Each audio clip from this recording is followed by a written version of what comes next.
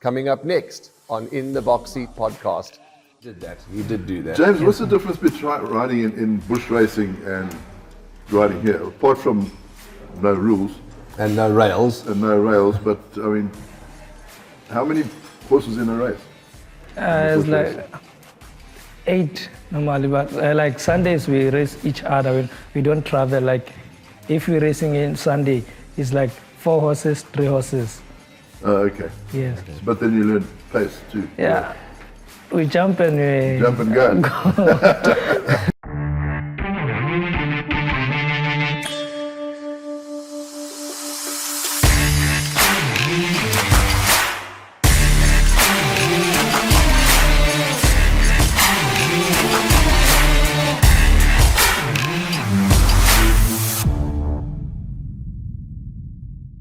Welcome to another edition of In the Box Seat. Well, it's been a fantastic week thus far, and it's even better because my bushy-haired friend and co-host is back in the hot seat with me, Andrew Harrison. We've got a very special guest. We'll greet and officially welcome Andrew just now. But let's get to our guest first. We've got a very special young man who is plying his trade in the racing industry beautifully at the moment, and we're going to learn a bit today about how he got to where he is today and what makes him tick. His name is Kobedi James Lihaba, young apprentice from the South African Jockey Academy. James, how are you? I'm well and good, and sir? Thank you. Well, we are good, and we're very happy to have you on our podcast today. How are you? The team consisting of Tawanda, Senzo, Apiwe and Lucky, I think are more happy to see you than they are to see me today. Yeah, well, I'm the bloody star of the show. What's wrong with you? You're just the voice. Okay, but now 2 weeks they said. Because I don't know if you watched last week's Yeah, no, but you podcast. went to Gravel. Yeah, your car doesn't go that My far. car doesn't go that far. And then So last week we got jammed in the traffic. So the week that we went to Gravel to record, I didn't really let you off. But last week when you got jammed in the traffic, I was very kind of you. Yeah, good. Anyway, cheers. Nice to have you back. No, good, well. There's our next holiday coming up soon, I suppose. Yeah, tomorrow I'm going to Pinda. Can you believe it? He's going to Pinda tomorrow. And I'm feeling guilty because I'm going to Cape Town for a couple of days at the end of the month. Well, mine's cheaper than yours. Yeah, if you can be at Pinda, you can be at anywhere you want to be. I'm Cape Town's not stopping. Okay, you're going. Okay, right. Hundreds.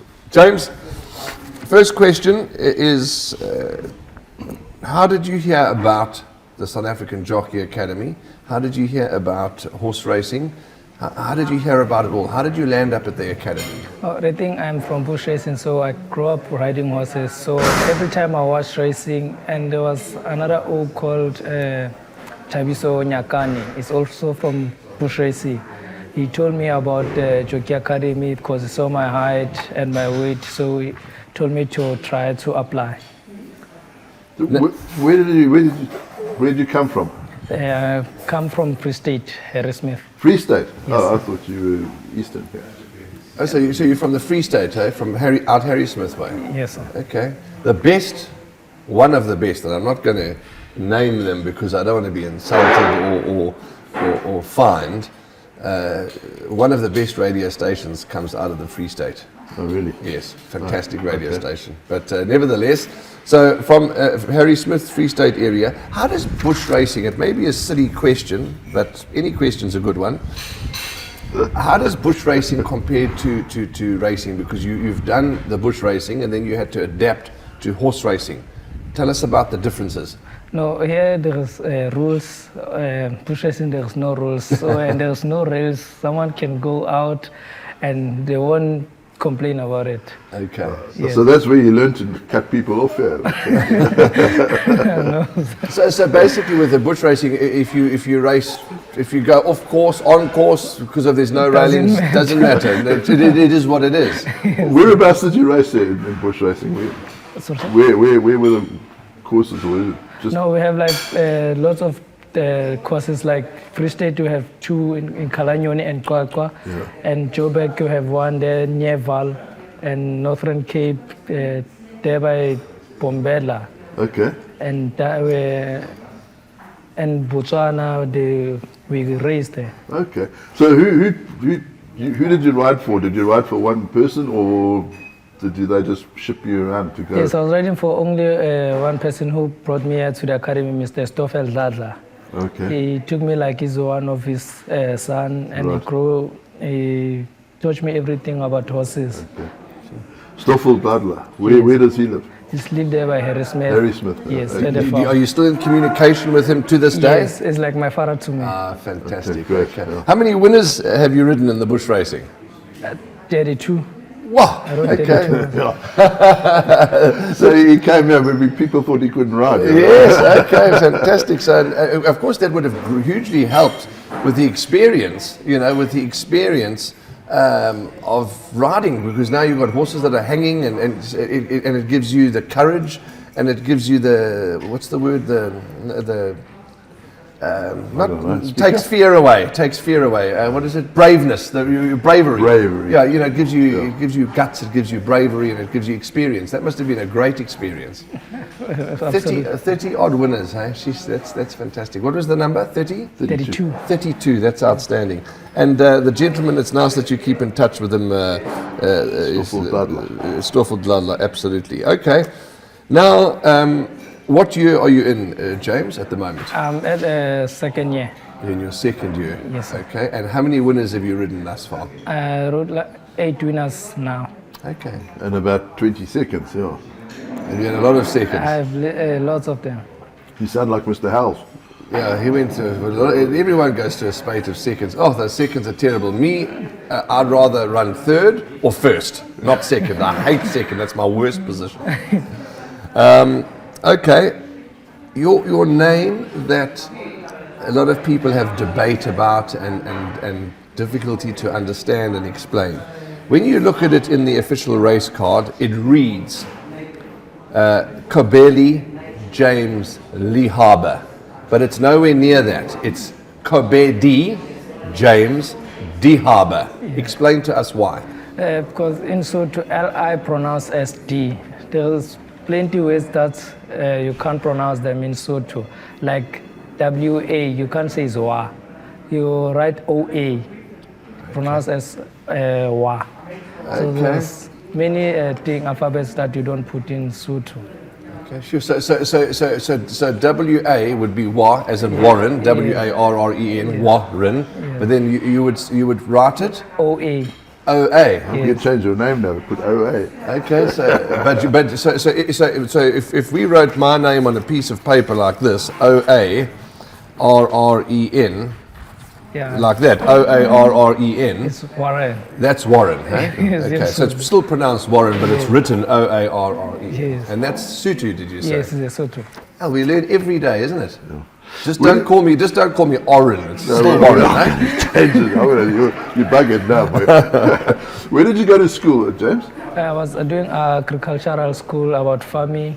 I was learning about farming. Okay. Okay, so I'm just checking our list. Are you still at school? Yes. Yeah. So are you matric year? No, grade 11. Grade 11. That was, I did standard, that was grade 11, standard 9. Yeah, standard 9. The year before matric. You 1 year before matric, is Yes. it? Did you pass? I didn't. Oh, that's what I thought. What happened with me, James, is in my standard 9 year and my grade 11 year, I was 1% on aggregate, failed. So the headmaster called my parents and said, well, what are we going to do now? Do you want us to remark, relook and push him through? We can push him through at 1%. And funnily enough, I was quite proud of myself because I said to my folks, I'm proud of myself that I failed because the story does end well. Oh, okay. And I sat down with my mother and father. Sadly, my father's not with us anymore today, but we sat down and I said, you know what? They said, let's push you through. I said, no. I said, let's do it again. Because, I want to do it properly. I don't want to get pushed through anything. And secondly, I didn't have a great bunch of friends that year. I wanted to get rid of them and make new friends. Was she nice? Who? The friend. It was an all gentlemen's school. It was a high school, not a co-ed school. Anyway, so I did it again, and then I went through, made a whole bunch of new friends, and went on, passed with distinctions, went through to matric and passed through with distinctions, albeit on standard grade. Are there different grades this year? Higher grade, standard grade, or is it all one Because we used to have different levels. How does it work? Is it just one standard grade, or do you have a higher level or a lower level? He's a jockey, he doesn't know. I don't know. But he goes to school. Yeah. You pay attention at school. As long as you're passing, James, that's the most important thing. Anyway, so the point of the matter is, Standard 9 was probably the best 11 years of my life. Okay. Okay, so you're asked at school, you've got your matric year still to come. Yes, as it's discussed on many occasions, you're a jockey, you want to ride horses, you want to win.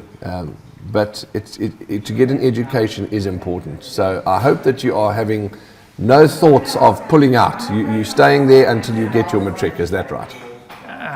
The thing now, I'm too old. I'm 19 years old because I failed last year in where I come from. Okay. Because every Friday I didn't go to school like a week and stuff. I always go to racing. So I'm not right. Sometimes I'm not writing the exams. I end up failing. Okay. Well, now that you're in the care of Mr. Nell, he's only in second year, so you still got another 3 years to brush up on your schooling. No, he'll get his schooling. Mr. Marius Nell is an outstanding educator. Get your matric certificate, James. Don't shy away from that. Ashburton's where you started. That's where you met this lunatic. Yes. Tell us about your first day when you're going to track for the first time. You must have been so excited. No, I was excited. Also, I was nervous because these horses are different from the academy horses. They can be strong, so I was nervous. When you arrived at Ashburton for your first day, who was the first trainer you saw? It was Mr. Gatsby. Okay. It was Mr. Gatsby, then Mr. Naidu and Mr. Rich. Okay. No, it was Mr. Howells. Okay. Then Mr. Naidu and Mr. Rich. Okay. Yeah, well, Ghetto starts about 3 o'clock in the morning, so it's fine. Yeah. And all those trainers that have now relocated from Ashburton that are here now, it's so wonderful that everybody's based at Summerveld. And I know, Andrew, that when they were moving, they were obviously nervous. You're nervous of change.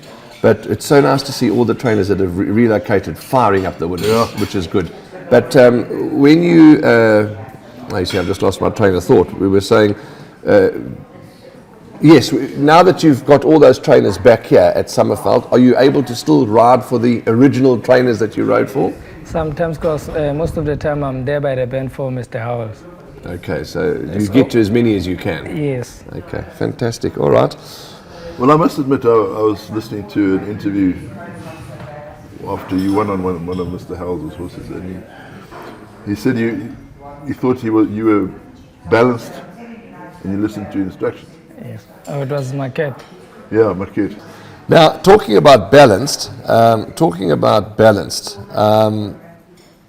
never ridden a horse, but I've watched a lot of races, and I watch races with different presenters and different racing personalities, and although I think it was a race that you ran second on, balance, how do you get balance? Because I've watched you in the saddle, you've got a perfect, I say perfect, we learn every day, you've got a good seat, let's not say perfect, you've got a good seat, and I particularly see when you draw your stick in the left hand, your body stays still and it's just your arm that moves, and that's obviously, does that come naturally, or did you have to work at that?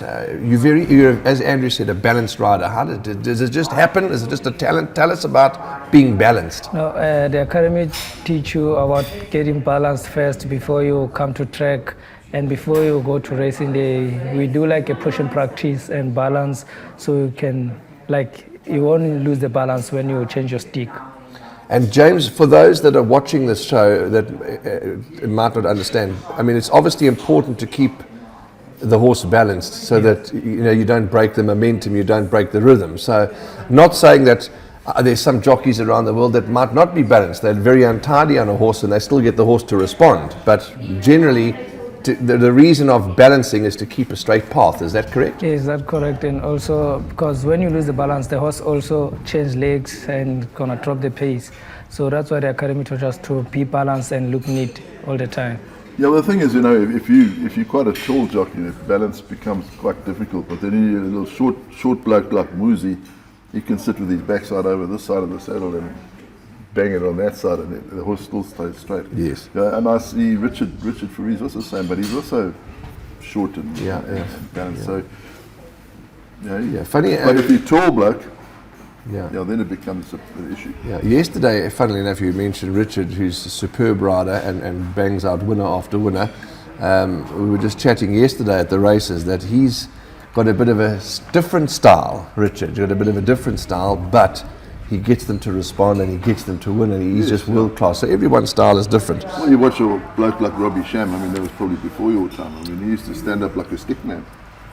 He used to just wave his reins like this, but the horses ran for him. Yeah. It was top boy. Yeah.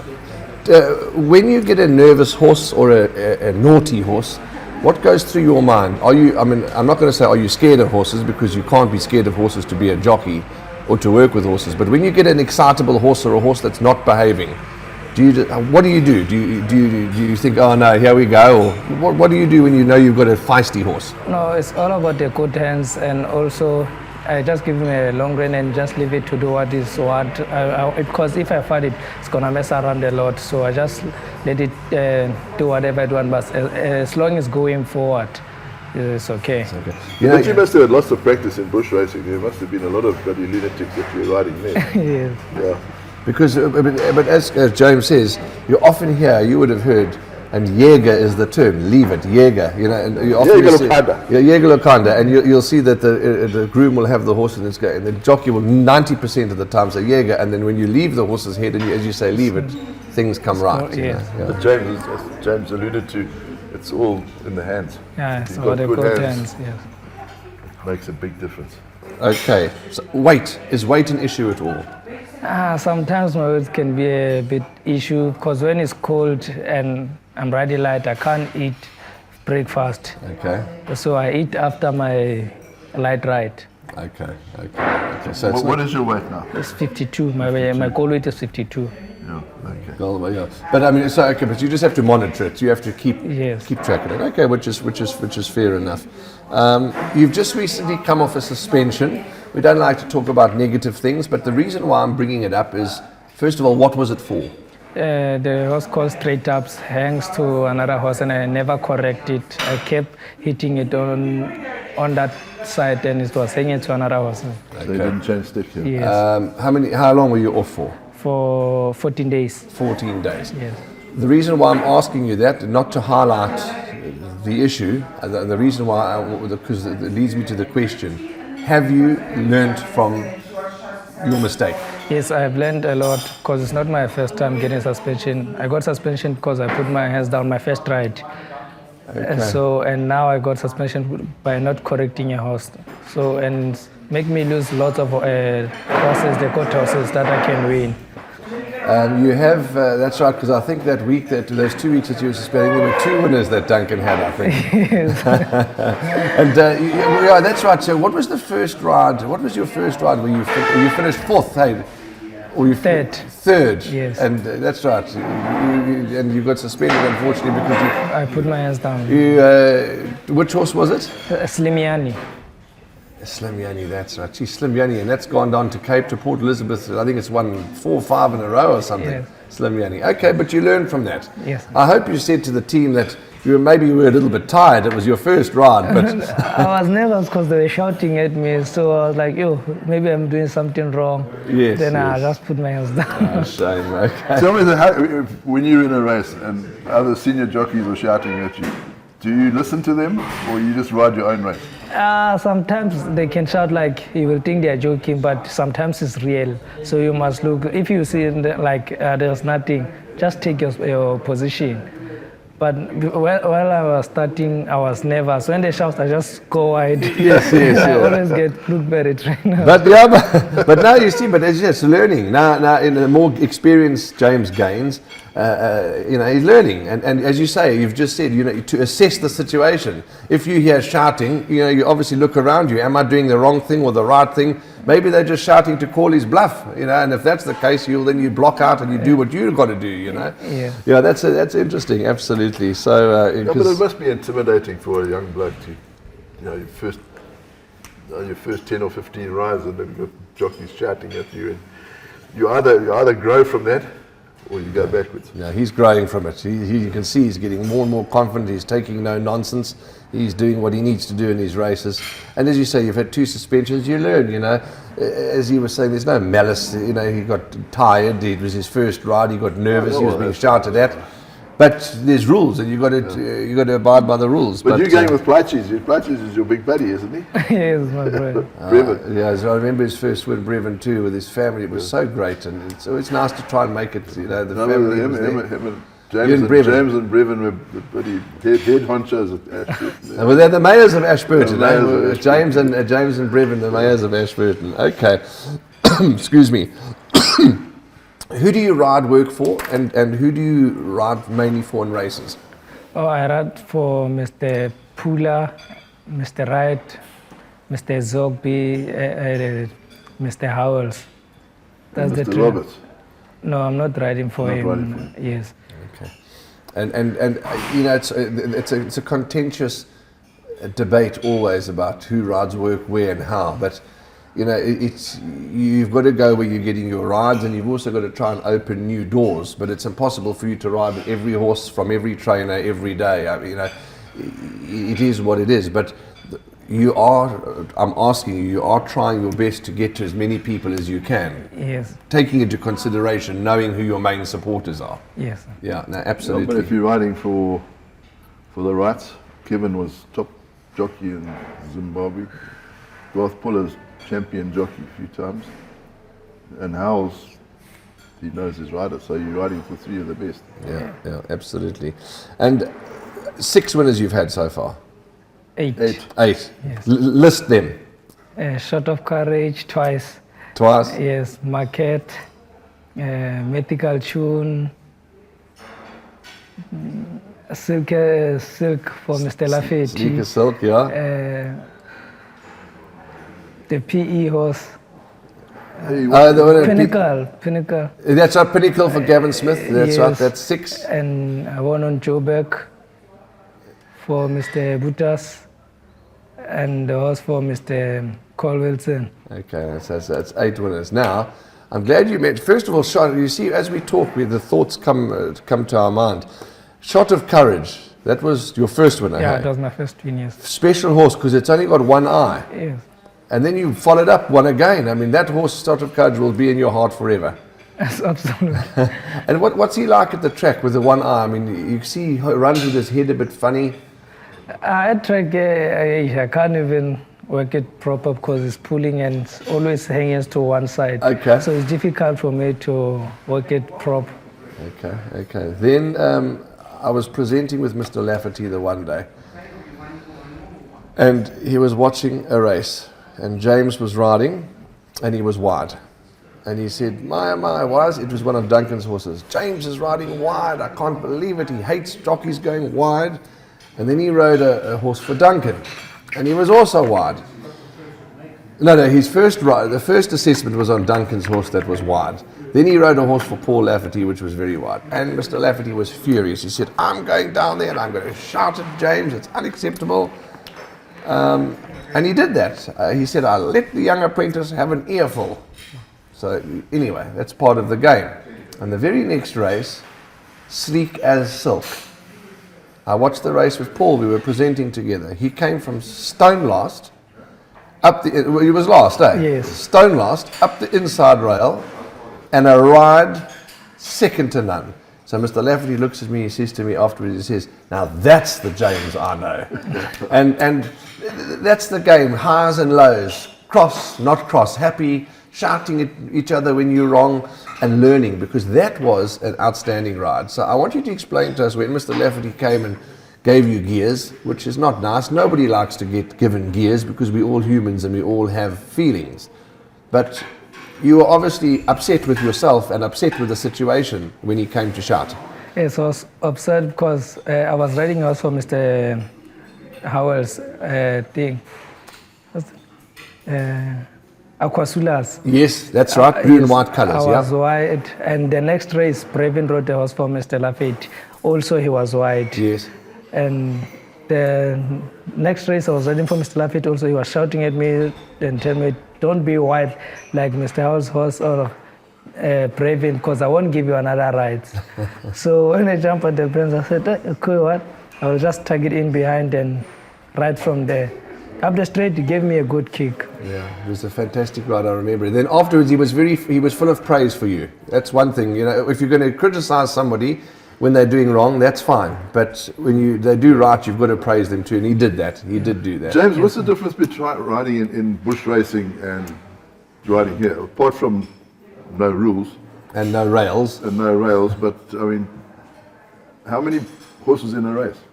It's like 8 normally, but like Sundays we race each other. We don't travel. Like if we're racing in Sunday, it's like 4 horses, 3 horses. Oh, okay. Yes. So, but then you learn pace too. Yeah. We jump and we... Jump and go. Jump and fly. Are you sponsored, James? No, I'm not sponsored, but I pray to get a sponsor soon. Okay, yeah. I'm sure that whoever's watching this would certainly approach James about sponsorship as soon as possible. Do you have a favorite meal? What's your favorite food? To be honest, I like home food. Okay. I like putu and milk. Okay. So the academy food is not good. But putu and milk is delicious. Yeah, but that's lettuce and tomatoes. Yeah, lettuce and tomatoes. He wants his putu and milk. Absolutely, it is delicious. Nice hot putu with milk. Let's talk about one particular trainer. We talk about all your trainers that support you, but I know that, and Andrew knows that you're building relationships with all your trainers, especially the guys and girls that are giving you winners. But I know you've got a very close relationship with Mr. Duncan Howells. How important has he been so far in your career? No, he helped me a lot since from Ashburton. Because my first time at Ashburton, he gave me a horse. I was trotting like 2 weeks without going for a track for a canter. Then afterwards, he gave me a horse, a canter track. And the next week, he told me, let's try something new. He gave me a strong horses. That's how he taught me how to hold a strong horses. Okay.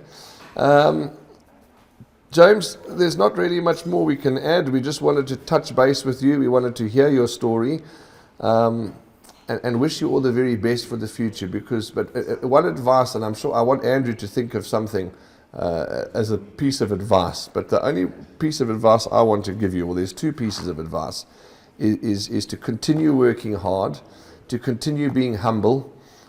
Make sure you get your matric. That's a non-negotiable, in my opinion anyway. Do you agree with me? You've got to get a matric certificate. Oh, I don't know. Oh, come on, don't be silly. University of Life. Please make sure, team, that he gets stuck in the traffic again next week. And then your positive attitude. I speak to so many great jockeys, ex-jockeys. Kevin Shea, phenomenal attitude. Anton Marcus, phenomenal. Anthony Delpesh. Keep your attitude, keep your positive attitude, and be humble. Never change. No matter how successful you become, stay the same. Kobedi, James Lihaba, because we like you. Yes, thank you, sir. What's your piece of advice? When can we have a bet?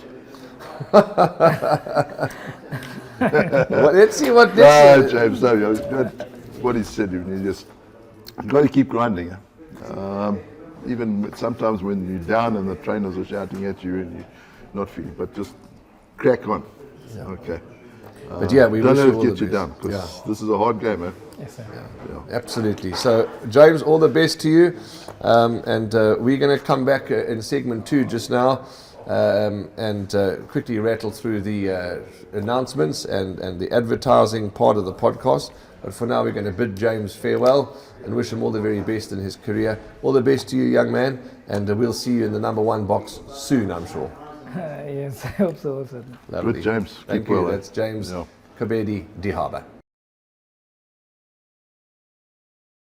Yeah, absolutely lovely to hear the story of a young man. He's obviously still learning. He's getting confidence in his speech, and yeah, it's daunting for him. You know, that the first podcast, and he's only had a handful of interviews. Just a positive, lovely young rider and young human being. Yes, no, he's a nice kid. Kid is 19. Yeah, well, young man. But I mean, you've picked him out a long time from Ashburton. No, we watched him at Ashburton. I mean, Duncan picked him out straight away as a bloke who's got potential. Okay, let's quickly talk about. I think there's the most phenomenal idea that GoldCircle have come up with. They are doing a fan park at Hollywood Bets Gravel, which, funny enough, talking to mates and people they did one in Hillcrest the other day at the Oxford Shopping Centre car park, full of people, big screens, a lot of joy, bra flaces. I think it's a good idea because Gravel, you've got the big screens and the venue. Gravel is actually perfect because you've got two big screens. Huge, you can either massive sit in the ones. grandstand or you can sit in the car park, and you've got those massive screens. Yeah. So So that's the you'll game be on. able to see Rusty change his mind. With Rusty changed his mind. That's the fan park, and there's free entrance, I believe. Yeah, it's free entry. Free entry, free yeah. entry, but the bar's open. There's bunny bars going. There's absolutely everything. and safe parking. And safe parking. It's off the street. It's in the middle of the race course. When is that game? Saturday or Sunday? Sunday night. Sunday night. Okay. Sunday. Gates open at 6 o'clock. Okay, so there's that. Get to Hollywood Bets Gravel for that. It's going to be outstanding. Then there's the two sales this weekend, also on Sunday. I just haven't got that book with me, but it was on the podcast last week. That's the Cape Sales unbroken sale, I think it is. Yeah, it's ready to run an unbroken sale at Hollywood Bets Durbanville on Sunday. Catalogue's out. We did advertise it on the last podcast. And then, of course, there's the new sale coming up on the 26th of November at the TBA Sales Complex in Johannesburg, November 2-year-old sale. Let's just zoom in and show you that catalogue's out. So that's the second sale that we're marketing, but I think this is the last sale of the year. Yes, yeah. Okay, so that's the November 2-year-old sale up in Gauteng, where I'll be going. Leave has been applied and granted. Don't tell me you're going to the Kruger National Park for the 89th time this year. It's my end of my contract there, so yeah. The Pink Drive, it was a great meeting. The vibe was there, the sponsors were there, the marketing was great. It was just a great race meeting. We marketed it well, and it was a good cause. Yeah, it's for a good cause, yeah. I just found it strange, those pink jodhpurs or pink breeches. It is odd, but it looks nice. I know it's good for a good cause. Good but I cause, don't yeah. know, it's just, You're a traditionalist. You like the traditional white jodhpurs, but it's just a once-a-year thing, and the boys were looking good in pink. Your brother-in-law won the last race, and he stuck you away in the winning interview. He did stick me away. He said you've gone fishing. Lovely baby, yeah. But it was so nice to interview him and to have Greg Bodle at the races, and we wished him and all his partners well, and well done to all the owners on the day. because Corin is his wife. She's a breast cancer survivor. Yeah, Amazing how many she went people- through a really tough time. It's amazing how many people are interviewed on the day that all had some relation to cancer, and specifically breast cancer. It opened my eyes, that's Yeah. for sure. The lady from the Pink Drive, her name just escapes me for the moment. I'm terrible with names, but I interviewed her, lovely lady. She said such a laughing, she made me laugh on air. I said to her, you better tell the story because I'm not allowed to speak like that. But she told the story, and she said that how you've got to examine, males and female need to examine one's breast to see where the lumps are. And she told a lovely story. I'm not going to repeat it, but Good. we laughed. Soccer bets. There's plenty of soccer betting, soccer games, plenty of action. Betting on the rugby, all sports betting on numbers. That's still going well. Of course, there's the card call competitions, or the card call draws that get done every hour. And then, of course, the traditional dog racing. There's plenty of dog racing for you to bet on. And the last thing I want to talk about, Andrew, this weekend is the, talking about great horses, the Model Man Mile, which is a non-black type event. And just to quickly look through and announce who the field is for the non-black type Model Man Mile, obviously over a mile. Model Man, what a champion. Champion racehorse. Yeah, Patrick Lunn. Yeah, but Number Basil one, Marcus. Basil Marcus, Pat Lunn. Canford Ice, Mexican Pete, the unbeaten Mexican Pete. Last one standing, King Pelez, Let the Flag Fly, Navajo Nation, Beach Palace, Strathclyde, and Accept Temptation. That's the field. And who also is going to be running on Sunday is the KZN Cracking Filly, Canadian Summer. She makes her comeback. That's going to be a good race to watch. Yeah, it's a difficult race at Pinnacles because it's a lot of horses coming back from arrest. So Yes, yeah. interesting. Interesting to see. That's a wrap from us. It's been a wonderful podcast, as always, to chat to James, as he's affectionately known. Lovely to have Andrew back. Enjoy your holiday tomorrow. You know, I only pull the P ... out of you. because we love you. Yeah, But enjoy your holiday. I will definitely And, enjoy it. Don't yeah. irritate your wife. Well, that's difficult. Don't irritate your wife and enjoy the holiday. But because everybody needs a holiday, as much as we can afford to go on holiday, we must go whenever we can go. So enjoy it. Send pictures of lions and birds. I'm begging my wife to take me to the game reserve soon. It'd be nice to go with you, actually, because you're a great birder. We should make a plan. We should make a plan. But I will obviously, once you're back, be on leave as well. But we'll talk about that closer to the time. From the entire team, and I want to mention them, Tawanda, who's missing in action, but he's part of the team, Senzo, Apiwe, Lucky, and of course Andrew and I. We've got a great team. The guys that work behind the scenes that make us look good and sound good really are top quality youngsters. We're great to work with them. It is. It's a privilege. It is. Good chaps, good guys. That's what they are. There's a Pee-wee. So that's a wrap from us. We'll see you in the winners enclosure as always. And from Andrew and I, punt well, be kind, be nice, be safe. And as always, we'll see you in the number 1 box.